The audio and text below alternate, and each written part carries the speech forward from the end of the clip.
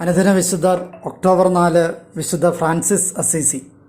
അസീസിയിലെ Umbria എന്ന സ്ഥലത്ത് ബെർണാർഡോൺ എന്ന ധനികനായ വസ്ത്രവ്യാപാരിയുടെ മകനായിട്ട് 1181 വിശുദ്ധ ഫ്രാൻസിസിൻ്റെ ജനനം.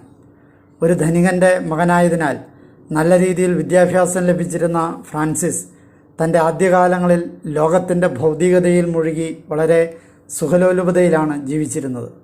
തൻ്റെ 20ാമത്തെ വയസ്സിൽ അസീസിയൻസും പെറൂജിയൻസും തമ്മിലുണ്ടായ യുദ്ധത്തിൽ ഇദ്ദേഹം പെറൂജിയൻസിനെതിരെ പോരാടുകയും തടവുകാരനായി പിടിക്കപ്പെടുകയും ചെയ്തു.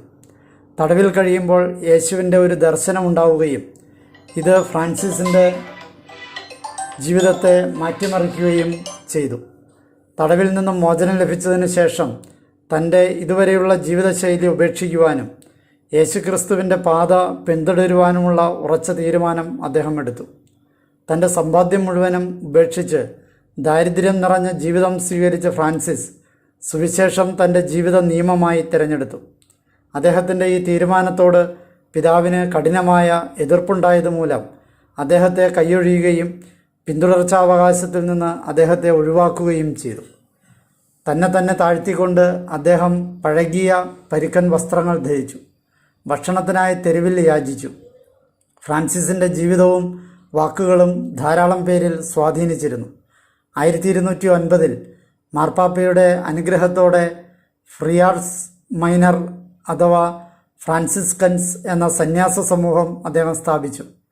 10 വർഷത്തിനുള്ളിൽ ഏതാണ്ട് 5000-ഓളം പേർ ഈ സന്യാസ സമൂഹത്തിൽ അംഗങ്ങളായി. വിശ്വാസികൾക്കിടയിൽ ഏറ്റവും എളിമയുള്ളവരായിട്ടായിരുന്നു ഇവരുടെ ജീവിതം. പിന്നീട് 1212 അസീസിയിലെ വിശുദ്ധ ക്ലാരയുമായി ചേർന്ന് പുവർ ക്ലാരറ്റ്സ് എന്നറിയപ്പെടുന്ന പാവപ്പെട്ട മഹതികൾ എന്ന സന്യാസിനി സമൂഹത്തിന് അടിസ്ഥാനമിട്ടു.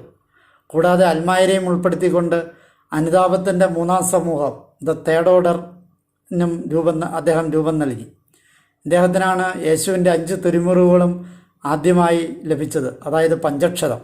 അത് AD 224 ആയിരുന്നു. ഏറ്റവും എളിമയുള്ള ജീവിതം നയിച്ചിരുന്നതിനാൽ ഫ്രാൻസിസ് വൈദിക പട്ടം പോലും സ്വീകരിക്കാതെ ഒരു ഡീക്കനായിട്ടാണ് ജീവിതകാലം മുഴുവൻ കഴിഞ്ഞത്. ദൈവത്തിൻ്റെ സൃഷ്ടികളായ സഹജീവികളോട് സഹോദര സഹോദരി എന്നിങ്ങനെയായിരുന്നു അദ്ദേഹം അഭിസംബോധന ചെയ്തിരുന്നത്.